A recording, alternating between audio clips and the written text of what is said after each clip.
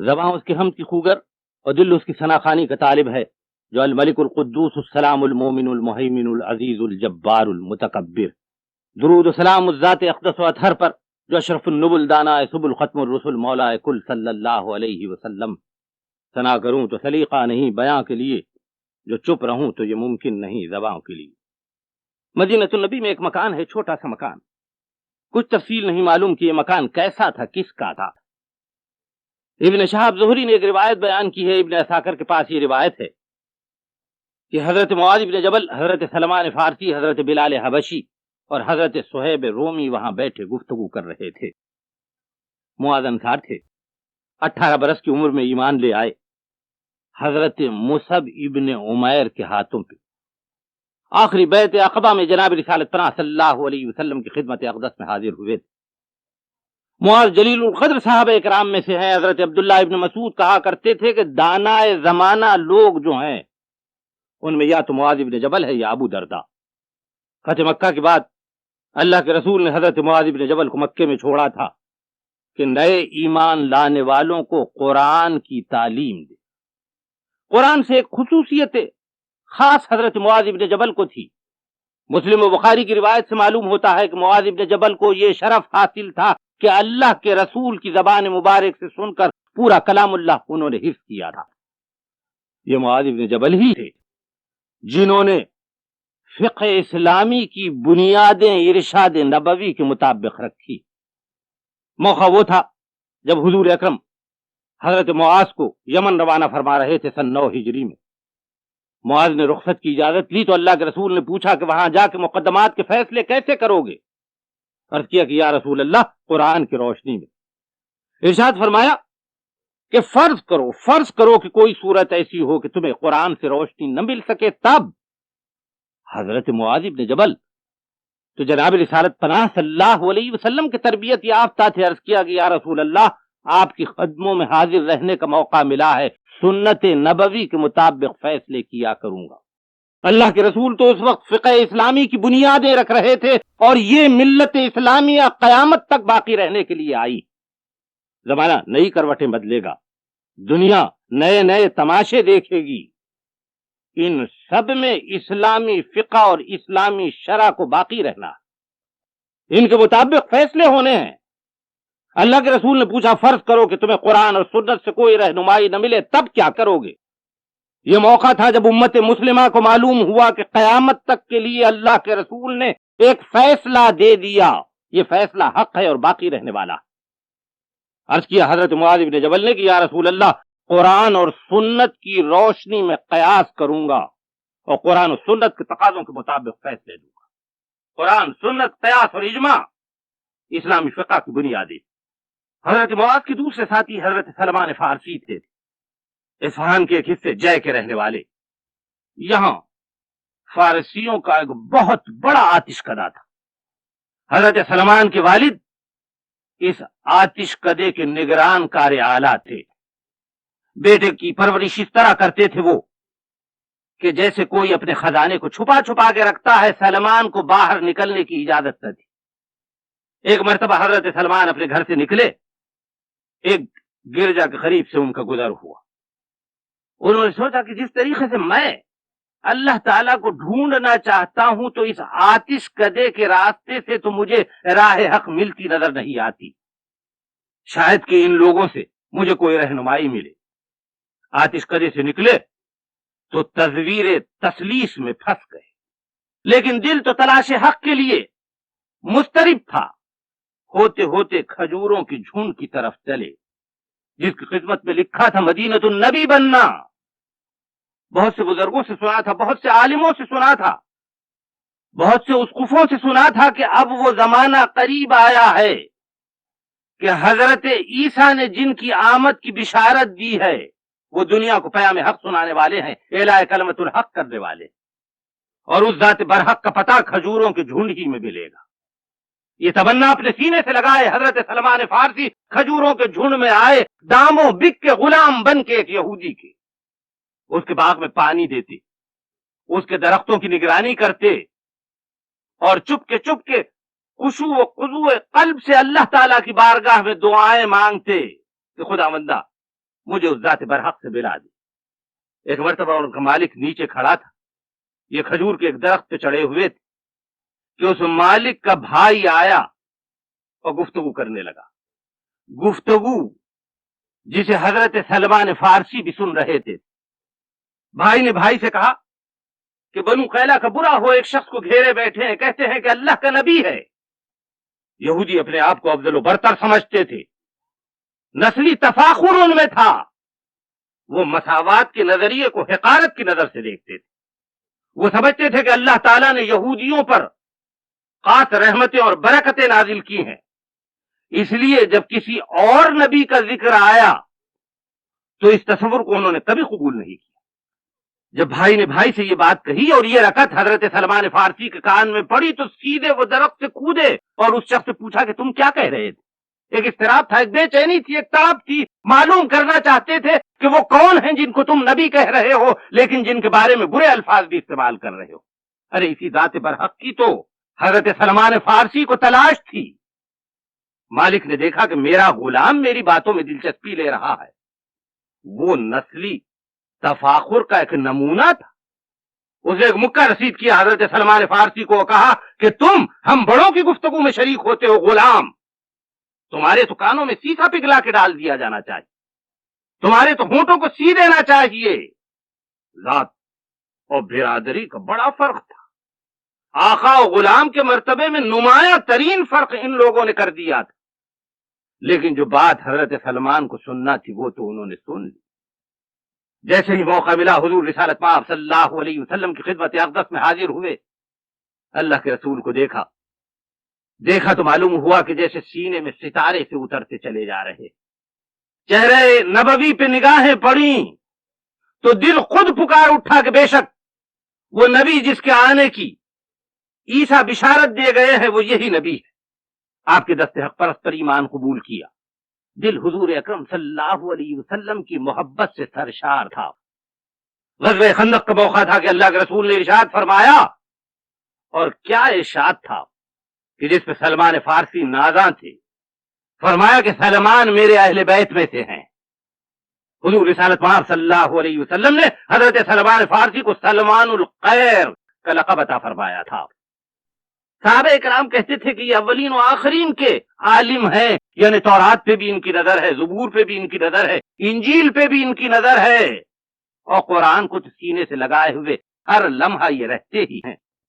حضرت سلمان فارسی اور حضرت معاذ ابن جبل کے تیسرے ساتھی تھے حضرت صہیب رومی، جو صہیب ابن سنان کہلاتے تھے۔ حضور اکرم کی خدمت پہ اس وقت حاضر ہوئے جب آپ دار ارقم میں فروکش تھے۔ حضرت عمار ابن یاسر اور حضرت صہیب رومی ساتھ ہی اسلام قبول کرتے ہیں۔ ہجرت کے لیے انہوں نے اپنا گھر بار اور تمام اثاثہ لٹا دیا تھا۔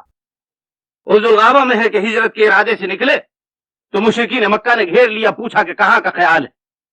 کہا میں تو وہاں جا رہا ہوں جہاں محبوب رب المشرقین والمغربین صلی اللہ علیہ وسلم ہیں۔ انہوں نے کہا غلام بن کے وادی بطحا میں آئے تھے، یہاں تم نے مال و دولت پیدا کی، یہ مال و دولت لے کے تم ہمارے شہر سے نہیں جا سکتے۔ یہاں دولت ایمان کے آگے مال و دولت کا کیا مقام تھا؟ کہا یہ سب کچھ میں تم لوگوں کو دیتا ہوں، لیکن اللہ کے رسول کی قربت مجھ سے کبھی نہ چھوٹے۔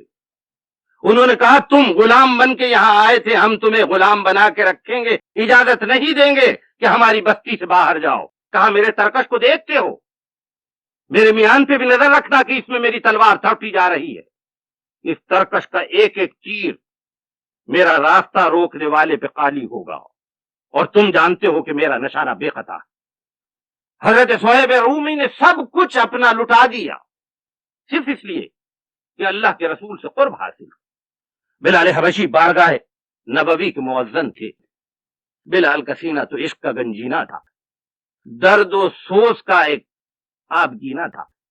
وہی ہیں جن کی زبان سے پہلے پہل باغ اذاں دنیا نے سنی، وہی ہیں جنہیں یہ مرتبہ اور یہ منزلت حاصل تھی کہ کعبۃ اللہ کی دیواروں پر کھڑے رہ کر فتح مکہ کے موقع پر انہوں نے اذان دی تھی۔ وہی جگہ جہاں بلال خون میں نہلائے گئے تھے، وہی جگہ جہاں بلال کو تپتی ریت پر گھسیٹا جاتا تھا، لیکن اللہ کے اس حق پرست اور حق گو بندے کی زبان سے اللہ کے سوا کوئی اور کلمہ کبھی نہ نکلا تھا۔ بلال کے لیے تو نماز بھی جناب رسالت پناہ صلی اللہ علیہ وسلم کی دید کا ایک بہانہ تھا۔ غزوہ خندق کے موقع پر حضرت بلال ہی کو یہ شرف حاصل ہوا تھا کہ جناب رسالت پناہ صلی اللہ علیہ وسلم نے ان کی ایک اذان اور جدا جدا اقامتوں کے ساتھ اپنی چھوٹی ہوئی نمازیں ادا کی تھی۔ جہاں بلال، سلمان، معاذ اور صہیب رومی بیٹھے گفتگو کر رہے تھے، وہاں ایک شخص اور در آیا۔ وہ بھی مسلمان تھا، لیکن فرق یہ تھا کہ وہ نام کا مسلمان تھا، دو دلا تھا، منافق تھا۔ قیس ابن مطاطیہ اس کا نام تھا، عبداللہ ابن ابی کے گروہ کا ایک سرگرم رکن تھا۔ جب مسلمانوں میں آتا تو کہتا، میں تو حاجی برحق کے دست حق پرست پر ایمان لا چکا ہوں، اور جب مسلمانوں کی صفوں سے نکلتا تو اسلام اور رسول خدا صلی اللہ علیہ وسلم کی دشمنی میں سرگرم ہو جاتا۔ اس کے سینے پہ سانپ لوٹتا رہتا تھا جب وہ یہ دیکھتا تھا کہ اسلامی مملکت پھل پھول رہی ہے، مسلمانوں کی تعداد میں اضافہ ہو رہا۔ اپنے دور کے بڑے دانشوروں میں سے ایک دانشور تھا، بڑے عیارانہ طریقے پہ، بڑے دانشورانہ انداز میں اس نے ان کی گفتگو میں مداخلت کی۔ کہا کہ دیکھو، ایک بات میں تم لوگوں سے کہنا چاہتا ہوں، اور مجھے امید ہے کہ تم میری اس بات کا برا نہ مانو گے۔ عقل کی بات ہے، سوچنے کی بات ہے، فکر کا مقام ہے۔ آخر کو ہم انسان ہیں، عقل رکھنے والے، شعور رکھنے والے، ہم نے بھی دنیا دیکھی، ہم بھی جانتے ہیں کہ تہذیب کسے کہتے ہیں، تمدن کسے کہتے ہیں، ثقافت کسے کہتے ہیں، برادری کیا ہوتی ہے۔ اس لیے اگر تم مناسب سمجھو تو میں تم لوگوں کے سامنے ایک بات کہنا چاہتا ہوں۔ قیس ابن مطاطیہ نے کہا کہ بلال، تم تو حبشہ کے رہنے والے، تمہاری زبان تو قبطی زبان ہے، تمہارا کلچر الگ، تم ایک جداگانہ جغرافیائی وحدت کے رہنے والے ہو۔ صہیب، تم رومی باشندے، عبرانی تمہاری زبان، تمہارا کلچر بالکل مختلف۔ اور سلمان، تم تو کسرا کی مملکت کے باشندے ہو، تمہارے گھر میں تو پیشوائی بھی رہی ہے، تمہارا تو کلچر سب سے زیادہ ترقی یافتہ کلچر ہے، تمہاری زبان فارسی، عربوں کی زبان سے بالکل مختلف، عربوں کے کلچر سے بالکل مختلف تمہارا کلچر۔ یہ جو معاذ بن جبل تمہارے ساتھ بیٹھے ہیں، یہ بے شک اس خطے کے باشندے ہیں، سن آف دا سوائل ہیں، ان کی تہذیب، ان کی معاشرت، ان کی ثقافت، ان کی زبان، سب کچھ تم سے جدا ہے۔ تم نے ایک ایسے شخص کو اپنا امیر، اپنا آقا، اپنا ہادی برحق کیسے بنایا جس کی زبان، جس کا کلچر بالکل تم سے مختلف ہے؟ یہ بات میری سمجھ میں تو نہیں آتی۔ یہ بات جو شخص کہہ رہا تھا وہ خود بھی جناب رسالت پناہ صلی اللہ علیہ وسلم کے دست حق پرست پر ایمان لے آیا تھا۔ سوچیے اور اپنے گریبانوں میں منہ ڈال کے سوچیے کہ ہمارے اس معاشرے میں اب بھی کتنے لوگ ہیں جن کی پیدائش مسلمان گھرانوں میں ہوئی، لیکن جن کی سوچ و فکر کا عالم بالکل وہی ہے جو قیس ابن مطاطیہ کا عالم تھا، جن کی سوچ پر پہرے بٹھا دیے ہیں کارل مارکس نے، جن کی سوچ پر پہرے بٹھا دیے ہیں رسل نے، جن کی سوچ پر پہرے بٹھا دیے ہیں مغربی انداز تفکر نے۔ ہم نے اپنی کتاب کو فراموش کر دیا، ہم نے اپنی تاریخ سے اپنا رشتہ توڑ دیا، ہم دوسروں کے زاویے سے اسلام کے بارے میں سوچتے ہیں، ہم دوسروں کی نگاہوں سے اپنے معاشرے کو دیکھتے ہیں۔ یہ وہ بدقسمت، بد نصیب و بدقوارہ ہیں جو اپنے آپ کو کمتر سمجھتے ہیں۔ انہیں کیا معلوم کہ پیام الہی کی اہمیت کیا ہے۔ معاذ بن جبل نے جب قیس بن مطاطیہ کی زبان سے یہ الفاظ سنے کہ اللہ کے رسول آخری کا کلچر الگ اور صہیب، بلال اور سلمان کا کلچر الگ ہے، تو حضرت معاذ بن جبل اپنی جگہ سے اٹھے، قیس بن مطاطیہ کا دامن پکڑا اور گھسیٹتے ہوئے اسے اپنے ساتھ حضور اکرم صلی اللہ علیہ وسلم کی خدمت اقدس میں لے گئے۔ اللہ کے رسول مسجد نبوی سے لگے ہوئے اپنے حجرے میں تشریف فرماتے تھے، ام المومنین حضرت عائشہ صدیقہ کا حجرہ۔ حضرت معاذ بن جبل نے عرض کیا، یا رسول اللہ، میں آپ کی خدمت اقدس میں ایک اہم ترین معاملے میں گفتگو کرنے کے لیے حاضر ہوا ہوں۔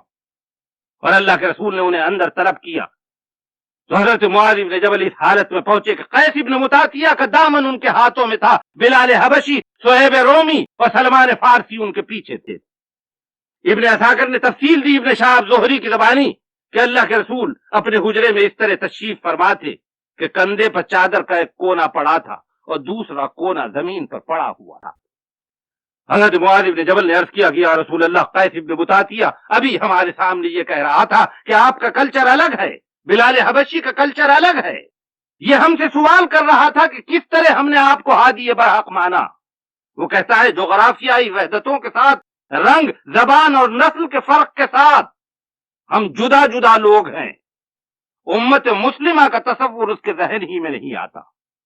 اللہ کے رسول جو تمام دنیا کے لیے رحمت بنا کے پیدا کیے گئے تھے، جناب رسالت پناہ صلی اللہ علیہ وسلم جو محبوب رب المشرقین والمغربین تھے، جن کی زبان سے کبھی ایک لفظ ایسا نہیں نکلا جو کسی کی دل آزاری کا باعث بنا ہو، حضور جو اپنے غصے کو روکتے تھے، حضور جو لوگوں کے قصوروں کو معاف کرتے تھے۔ معاذ ابن جبل نے دیکھا کہ جناب رسالت پناہ صلی اللہ علیہ وسلم کی جبین مبارک میں گرہ پڑ گئی، چہرہ غصے سے تمتما اٹھا۔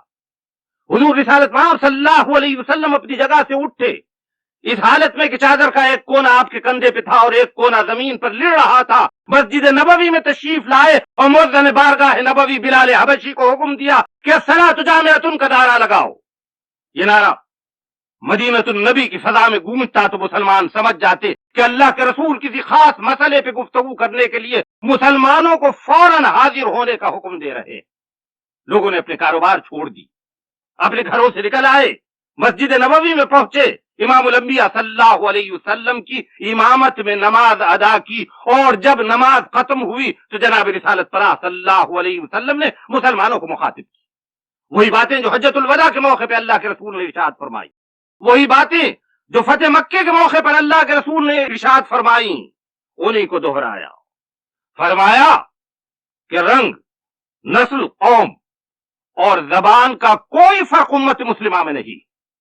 یاد دلایا مسلمانوں کو کہ اللہ تعالیٰ نے سورہ حجرات میں کیا کچھ ارشاد فرمایا، یا ایھا الناس انا خلقناکم من ذکر و انثی وجعلناکم شعوبا وقبائل لتعارفوا ان اکرمکم عند اللہ اتقاکم۔ کہ لوگوں، اے دنیا والو، خطاب یا ایھا الذین آمنوا نہیں ہے کہ اے ایمان والو، یہ آواز چار دانگ عالم میں گونجنے کے لیے، تمام کائنات ارضی کے لیے ہے، تمام فضائے بسیط کے لیے، اس دنیا میں بسنے والے ایک ایک شخص کے لیے اور قیامت تک پیدا ہونے والے ایک ایک شخص کے لیے۔ کہ لوگوں سن لو کہ تمہیں آدم و حوا سے پیدا کیا گیا۔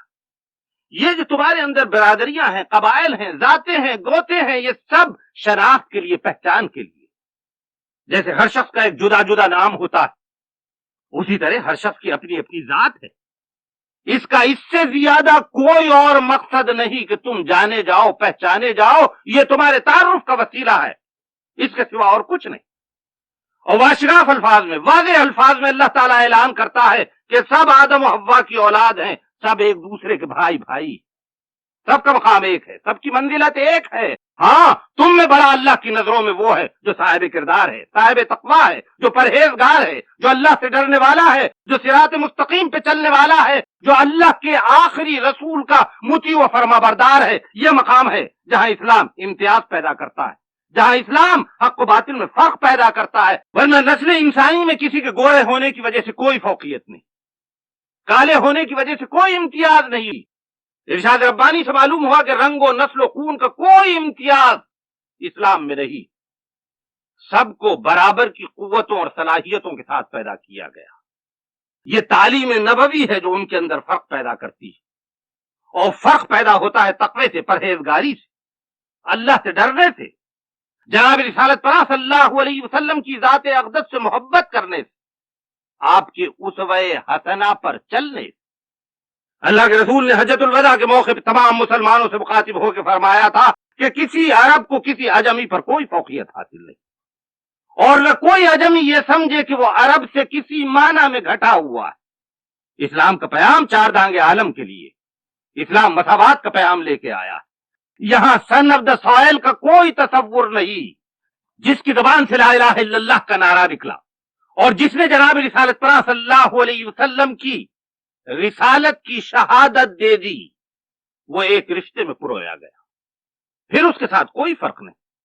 بلال عمر کے پاس بیٹھتے تھے، सुहैब अबू बकर के साथ बैठते थे, खुबैब इब्न अदी उस्मान के साथी थे, खब्बाब इब्न अरत अली के पास बैठते थे।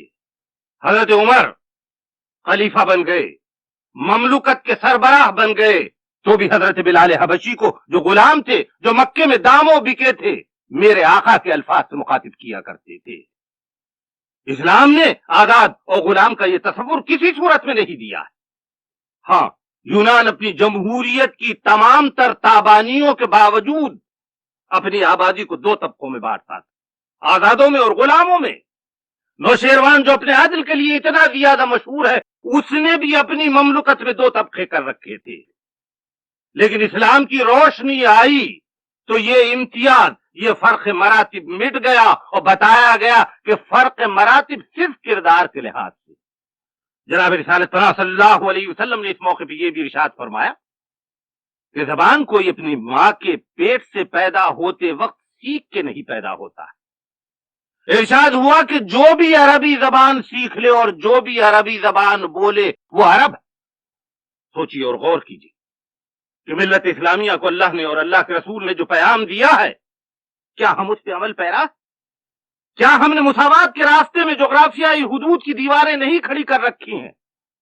क्या हमने रंगों, नस्लों, खून के इम्तियाज को दरमियान में नहीं खड़ा कर दिया है? आज दुनिया तड़प रही है तो एक ही चीज के लिए कि सारी इंसानियत एक बिरादरी की शक्ल इख्तियार करे, और यही पैगाम था जो अब से 1400 बरस पहले अल्लाह के आखिरी रसूल ने हमें दिया था। फरमाया था कि तमाम मुसलमान एक, फरमाया था कि कोई इम्तियाज ईनोआन नहीं है, जो करेगा इम्तियाज रंग खून मिट जाएगा।